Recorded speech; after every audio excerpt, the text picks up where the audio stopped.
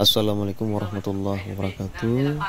Pada hari yang berbahagia ini, para santri sedang mengadakan suluk kitab ilmu falak yang menjelaskan berbagai macam ilmu, yang salah satunya adalah tentang menentukan arah kiblat. Yang mana para santri diwajibkan untuk mempunyai kalkulator, karena nanti akan ada dijelaskan tentang bilangan. Jadi harus menggunakan kalkulator.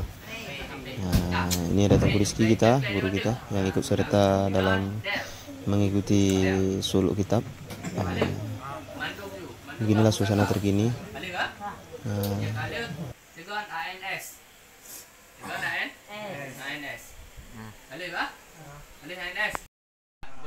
Nah, jadi ada dua lokal yang mengikuti kegiatan suluk kitab. Yang pertama ada lokal yang diisi oleh guru kita Tengku Akmal dari Dayang di Misra.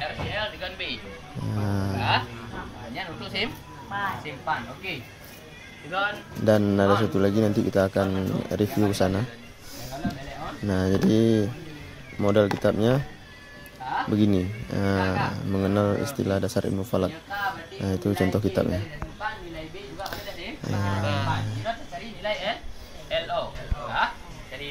Jadi kitab ini agak susah-susah enak ya, karena berurusan dengan ilmu matematika. Seperti yang kita tahu kan, bagaimana pelajaran matematika ya, sulitnya bagaimana. Nah, jadi ini lokal kedua yang diisi oleh guru kita Tengku Khadafi dari Dayah Mudi juga. Beginilah situasi terkini. Ada Tengku Zaid dan Tengku Said di sana. Ini Tengku Zaid namanya.